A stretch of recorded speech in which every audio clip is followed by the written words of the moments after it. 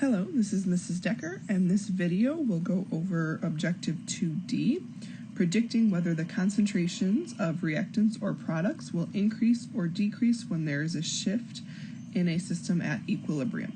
So in Objective 2C, we learned how those stresses will cause equilibrium to shift either to the left or to the right. Now, based off those shifts, we will decide if the reactants and products will increase or decrease. Before we jump into 2D, let's go back and review 2C. So the following is an endothermic reaction, which means we're going to write plus heat on the left side. So we want to see how these stresses will cause the reaction to shift. So increasing the temperature will cause the reaction to shift away from where heat is. Since heat is on the left, this will cause it to shift to the right. Decreasing the pressure, we need to find out what side of the reaction has more moles of gas. On the left side, we have 2 moles of gas. On the right side, we also have 2 moles of gas, so changing the pressure will not have any effect on equilibrium because the moles of gas on the left and the right are the same. Adding N2 is a reactant, so when you add a reactant, it will shift towards the products, so it will shift to the right. Removing O2 is also a reactant, so removing a reactant will cause it to shift towards the reactants, which is left. And then adding a catalyst will have no effect on equilibrium. Okay, so now we're going to talk about Le Chatelier's principle and how it affects the concentration of reactants and products. So as a review, Le Chatelier's principle states that if stress is added to a system in dynamic equilibrium, the system responds in such a way to relieve the stress. So if adding a stress causes an equilibrium shift to the left, the concentration of the products will decrease and the concentration of the reactants will increase. If adding a stress causes an equilibrium shift to the right, the concentration of the products increases while the concentration of the reactants decreases. So when figuring out these types of problems, you will first need to figure out the shift either to the left or the right, and then determine how that will affect the specific compound that we're looking at. All right, so here is our equation, and because we have this plus 182.6 kilojoules on the left side in the reactants, that tells us that this is an endothermic reaction. Okay, so the first stress is decreasing N2 concentration. So N2 is a reactant, so if we're decreasing the concentration of it, equilibrium will shift towards it. So equilibrium will shift to the left. And now the molecule that we're looking at is O2. Okay? So if the reaction shifts to the left, that means more reactants are going to be made. So since O2 is a reactant, that means that the concentration of O2 is going to increase. The next stress is an increase in pressure. So if we look, we have to write pressure on the side of the reaction that has the most moles of gas. There are 2 moles of gas on each side of the equation, so increasing the pressure will have no effect on equilibrium, and that means that the concentration of O2 is going to remain the same.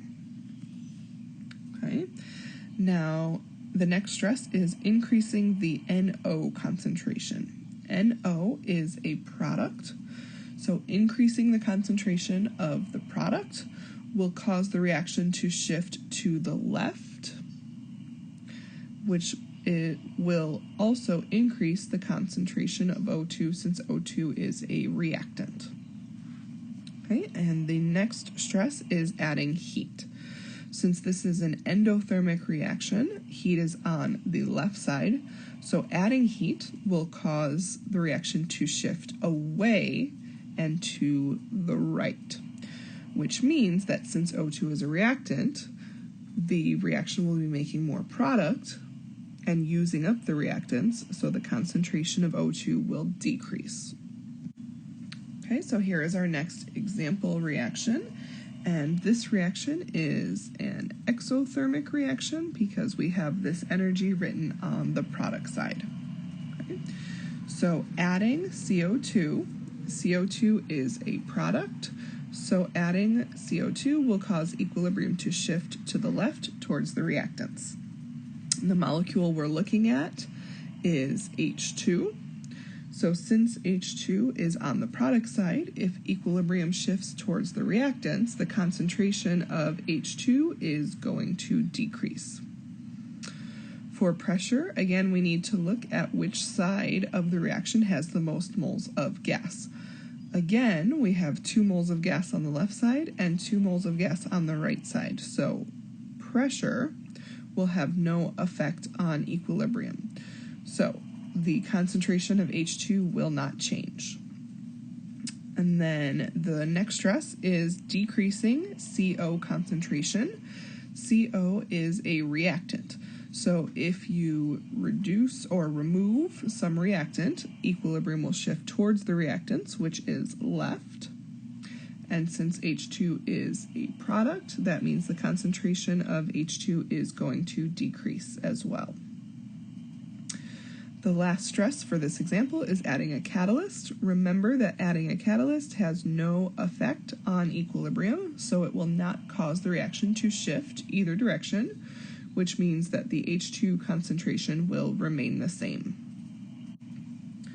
All right, and our last example is this reaction. And we can see we already have pressure written on the left side because there are 4 moles of gas on the left side and only 3 moles of gas on the right side. So the left side has more moles of gas.